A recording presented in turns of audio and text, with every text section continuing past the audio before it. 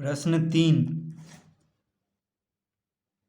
एक बेलन का व्यास 28 सेंटीमीटर और ऊंचाई 20 सेंटीमीटर है तो बेलन का आयतन लीटर में ज्ञात करें।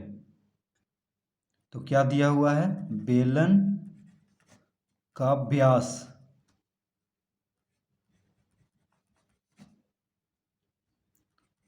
का व्यास दिया हुआ है 28 सेंटीमीटर। तो त्रिज्या कितना हो जाएगा बेलन का? तो लिखेंगे आता है त्रिज्या। तो त्रिज्या को r से लिखते हैं, यानी त्रिज्या बराबर हो जाएगा 28/2 यानी 14 सेंटीमीटर। कितना हो जाएगा? 14 सेंटीमीटर। तो बेलन का व्यास दिया हुआ है 28 सेंटीमीटर।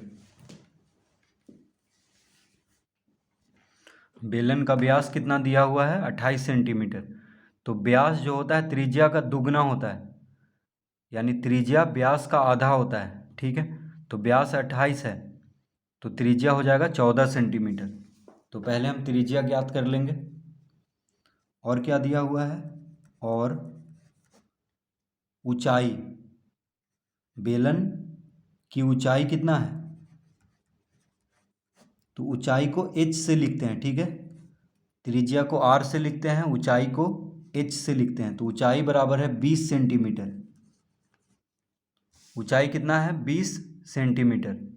तो बेलन का व्यास 28 सेंटीमीटर, त्रिज्या 14 सेंटीमीटर हो गया और ऊंचाई दिया हुआ है 20 सेंटीमीटर। क्या निकालना है?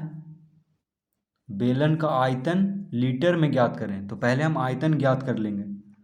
तो आयतन कितना हो जाएगा बेलन का? तो बेलन का आयतन का सूत्र होता है pi R square H. Pi R square H. तो पाई का मान होता है 22/7। कितना होता है? पाई का मान होता है 22/7। बेलन का आयतन निकालने का सूत्र होता है पाई आर स्क्वायर एच, जहाँ पे पाई का मान होता है 22/7। आर यानी त्रिज्या को आर से लिखते हैं। तो आर की जगह पे क्या लिख लेंगे? 14, यानी 22/7 गुना 14 का वर्ग, क्योंकि आर का वर्ग है तो 14 का वर्ग लिख लेंगे, गुना एच यानी ऊंचाई कितना है? 20। इस तरह लिख लेंगे तो हो जाएगा 22/7 गुना 14 का वर्ग है, यानी 14 गुना 14 लिख लेंगे, गुना 20। इस तरह से हम लिख लेंगे। अब देखिए 7 दूना 14 कट गया। अब इसको गुना कर लेते हैं। तो 14 दूना 28, 28 दूना 56, 56 गुना 22 तो आ जाएगा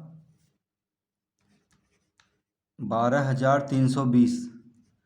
देखिए 14 दूना 28, 28 दूना 56, 56 गुना 22 करेंगे तो आ जाएगा 1,232। लेकिन यहाँ पे एक शून्य भी है तो यहाँ पे एक शून्य दे देंगे तो हो गया 12,320। सब यहाँ पे सेंटीमीटर में दिया हुआ था तो ये आ गया घन सेंटीमीटर में। क्या आ गया? घन सेंटीमीटर आयतन।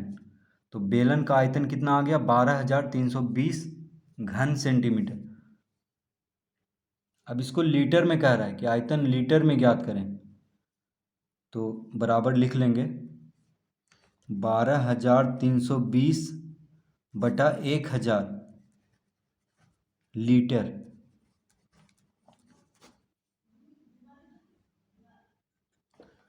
1,000 घन सेंटीमीटर में 1 लीटर अटता है। ठीक है, यानी 1,000 घन सेंटीमीटर अगर जगह है तो वहाँ पे 1 लीटर पानी अटेगा। तो देखिए 1,000 घन सेंटीमीटर बराबर 1 लीटर होता है। तो 12,320 घन सेंटीमीटर को लीटर में बदलने के लिए क्या करना होगा? 1,000 से भागा, क्योंकि 1 लीटर बराबर होता है 1,000 घन सेंटीमीटर। तो घन सेंटीमीटर को लीटर में बदलने के लिए 1,000 से भाग देते हैं। एक शून्य से एक शून्य कट गया। अब 1,232 को 100 से भाग देंगे तो आ जाएगा, देखिए 2 शून्य बच गया यहाँ पे, तो दशमलव के बाद 2 अंक होगा, यानी 12.32 लीटर। इसका उत्तर 12.32 लीटर। तो हमेशा याद रखना है कि 1 लीटर बराबर होता है 1,000 घन सेंटीमीटर। तो घन सेंटीमीटर को लीटर में बदलने के लिए 1,000 से भाग देते हैं तो आ गया 12.32 लीटर। तो इस तरह हम इस प्रश्न को हल करेंगे।